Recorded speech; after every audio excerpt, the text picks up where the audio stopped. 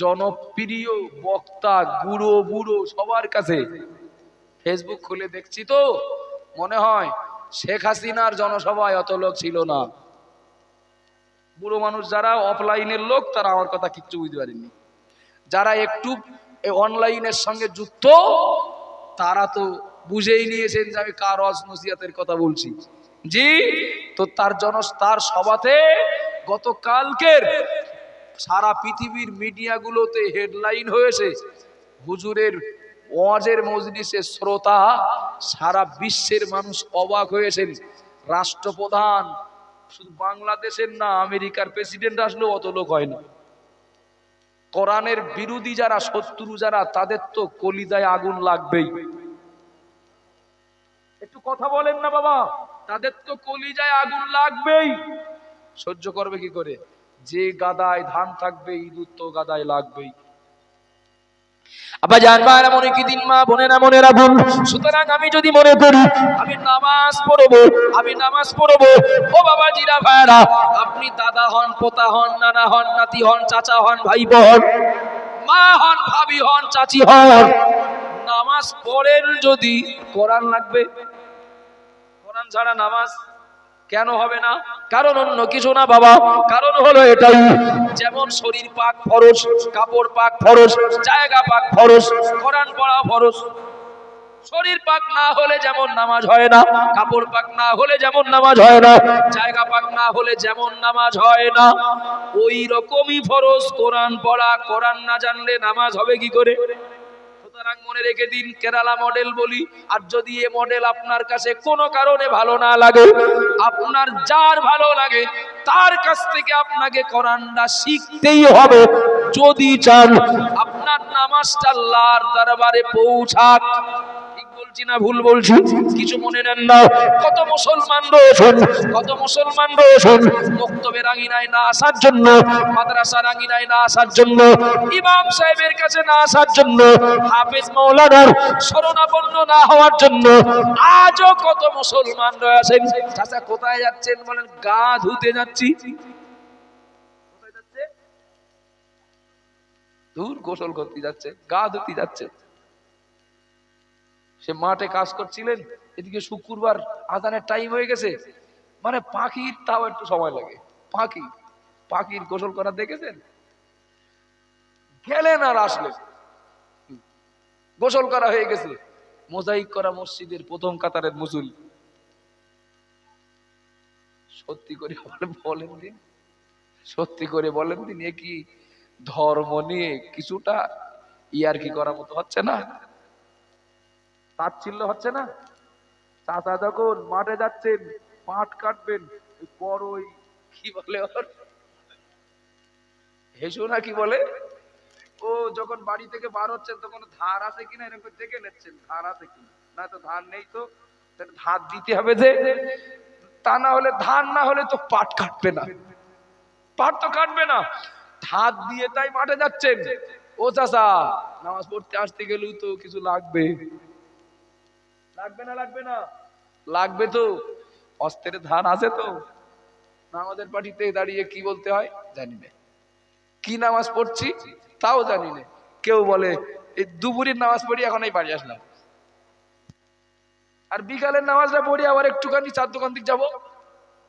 যা ওয়াক্তের নামই যদি না জানে তার নিয়াতটা করবে কি করে? কথা বলেন, ওয়াক্তের নামই যদি না জানেন নামাজের নিয়াতটা করবেন কি করে? এখন সে নামাজের পার্টিতে দাঁড়িয়ে কি বলতে হয় জানেন না, কি আত্মেহাত দরুদ দোয়া মাসুরা সোরা কেরা তসবি জানেন না। বিশ্বাস করুন বাপ, আমি আপনার শত্রু না, আপনার বিবেকটাকে জিজ্ঞাসা করুন, আপনার বিবেক বলে দেবে যে নামাজটা পড়ছেন ওই নামাজের বিনিময়ে আল্লাহর কাছ থেকে কিছু জনের দাম যদি পেতে হয়, ওই পাট কাটতে গেলে যেরকম একটা অস্ত্র লাগে, মাটি কাটতে গেলে জনের দাম পেতে গেলে যেমন ঝুড়ি কোদাল লাগে, নামাজটা পড়ে আল্লাহর কাছ থেকে কিছু পারিশ্রমিক পেতে গেলে কিছু সঙ্গে বলো লাগবে। আবার জানবার এমন কি দিন মা বোনেরা বোন, আমার বাপ ভাই আমার মা বোন, যিনি যে বয়সেরই হন না কেন, কোরআন শিখে না মরলে তার কপালে বিরাট দুঃখ। কথা আমার না, কথা নবীর। আমি হুবহু সব প্রমাণ দিতে পারি। সময় হয়ে গেছে, হুজুর আসবেন। আল্লাহ নবী বলেছেন কাল কিয়ামতের দিন কোরআন দুই শ্রেণীর মানুষকে ছাড়বে না। এই কথাটা শুনে না, কোন কথা শেষ হবে। দুই শ্রেণীর মানুষকে কোরআন ছাড়বে না। এক শ্রেণীর মানুষ যারা কোরআনের সঙ্গে ভালো সম্পর্ক রেখেছিল, আর এক শ্রেণীর মানুষ যারা কোরআনের সঙ্গে সম্পর্ক তৈরি করেনি। দুই শ্রেণীর মানুষকে কোরআন ছাড়বে না। কথা আমার নয়, কথা নবীর।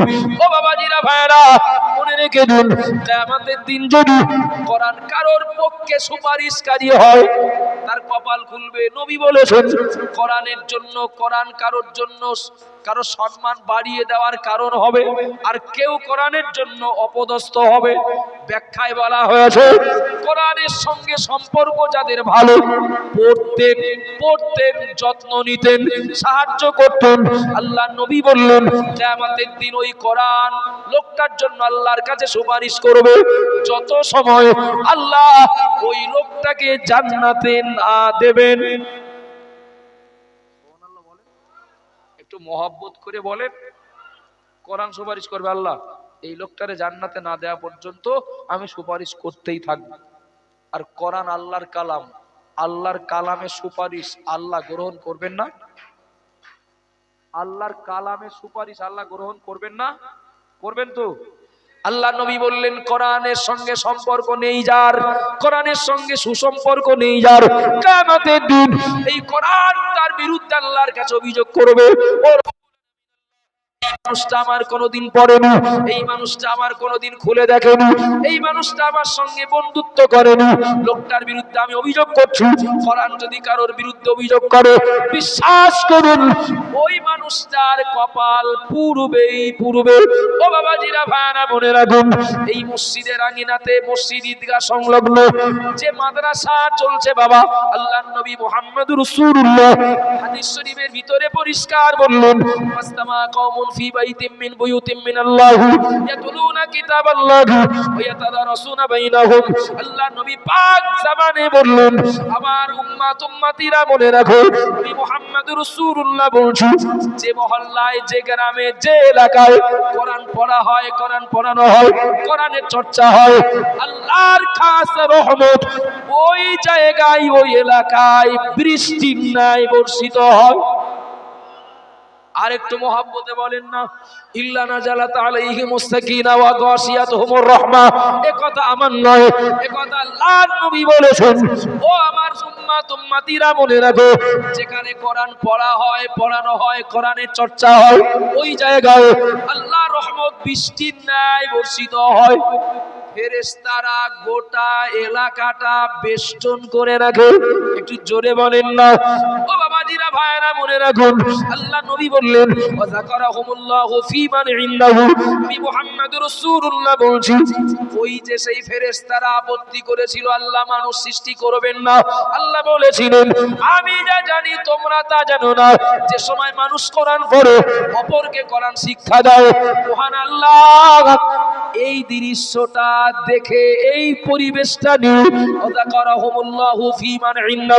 আল্লাহ পাক কোরআন পড়া, কোরআন শেখা পরিবেশটা নিয়ে ফেরেশতাদের সঙ্গে গর্বের সহিত আল্লাহ আলোচনা করেন। তোমরাই বলেছিলে সৃষ্টি করতে হবে না, ওরা মারামারি করবে, কাটাকাটি করবে, রক্তারক্তি করবে। ও আমার ফেরেশতারা দেখো, আমার বান্দারা আমার কালাম পড়ানো নিয়ে ব্যস্ত। সুবহানাল্লাহ বলেন, আর একটু মহব্বত করে বলেন। ও বাবাজিরা মায়েরা মনে রাখুন, নবী মুহাম্মদুর রাসূলুল্লাহ সাল্লাল্লাহু আলাইহি ওয়াসাল্লাম নবী আমার বাপ মা গুলোকে উৎসাহিত করেছেন। বাপ মা এত সময় নিজেদের পড়ার কথা বলেছেন, পড়তেই তো হবে, আমাদের সন্তানগুলোকে মক্তবে পাঠাতে হবে। আল্লাহ নবী বললেন মান করাআল কোরআনা ওয়া আমিলা বিমা ফিহি উলবিসা ওয়ালিদাহু তাজা ইয়াউমাল কিয়ামাতি দাউহু আহসানা মিন দাউইশ শামস আও কামা ক্বালা আলাইহিস সালাম। ও বাপ, ও মা, ছেলেটাকে আপনি মিশনে পড়ান, ছেলেটাকে আপনি না কেজি স্কুলে পড়ান, ছেলেটাকে নার্সারিতে পড়ান, ছেলেটাকে প্রাইমারি স্কুলে পড়ান, ছেলেটাকে মেয়েটাকে কলেজ ইউনিভার্সিটিতে আপনি পড়ান, কিন্তু মনে রাখুন আপনার ছেলে আপনার মেয়ে দুনিয়ার জমিনে মাস্টার, ডাক্তার, উকিল, ব্যারিস্টার, ইঞ্জিনিয়ার কিংবা প্লেনের পাইলটও যদি হয়, দুনিয়াতে আপনি লক্ষ লক্ষ টাকা কামাই করবেন, দুনিয়ার গুরুত্বপূর্ণ জায়গাগুলোতে, অঞ্চলে কিংবা বিডিও অফিসে, থানায় কিংবা ওই জাতীয় জায়গাতে আপনার বিরাট সম্মান দেওয়া হবে, বিরাট সম্মান দেওয়া হবে।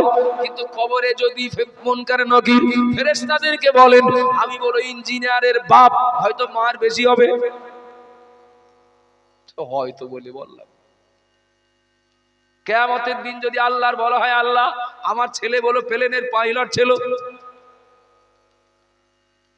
কিন্তু মনে রেখে দিন প্রিয় নবী আমার বললেন সন্তান যদি কোরআন পড়ে ও আমিলা বিমা ফিহি, তার উপরে কায়েম থাকে, আব্বা মায়ের জন্য সুসংবাদ, আল্লাহ কাল কিয়ামতের দিন আব্বা মায়ের মাথায় সূর্য এবং চন্দ্রের থেকে আরো জ্যোতির্ময় দৌহু আসানা মিন দৌইশ শামস, আল্লাহ নবী বললেন সূর্য এবং চন্দ্রের থেকে আরো জ্যোতির্ময় সম্মানের টুপি আল্লাহ আব্বা মাকে পরিয়ে দেবেন।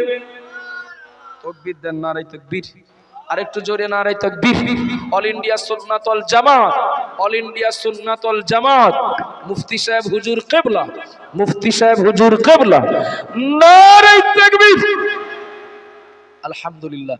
আমি বলেছিলাম নবীর ইন্তেকালের পর আমাদের জন্য দুটো গাইডলাইন, একটা কোরআন একটা হাদিস, এই দুটোকে আঁকড়ে ধরবে যারা, আল্লাহ পাক রব্বুল আলামিন নিরাপত্তার বেড়া তাদের জন্য মজবুত করে দেবেন। বলতে বলতে অনেক দূর চলে এসেছি, হুজুর কেবলা চলে এসেছেন। আমার কাছে অনেকে জিজ্ঞাসা করছিলেন, সেই জন্য খুব ছোট্ট করে বলছি, আগামী 12ই জানুয়ারি, আগামী 12ই জানুয়ারি শেজলা হুজুর পীর কেবলা রহমাতুল্লাহ আলাইহির প্রতিষ্ঠিত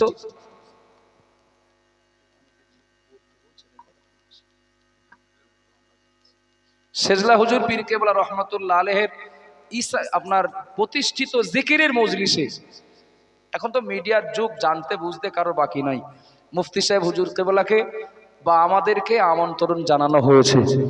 ইনশাল্লাহ আমরা 12ই জানুয়ারি যাব।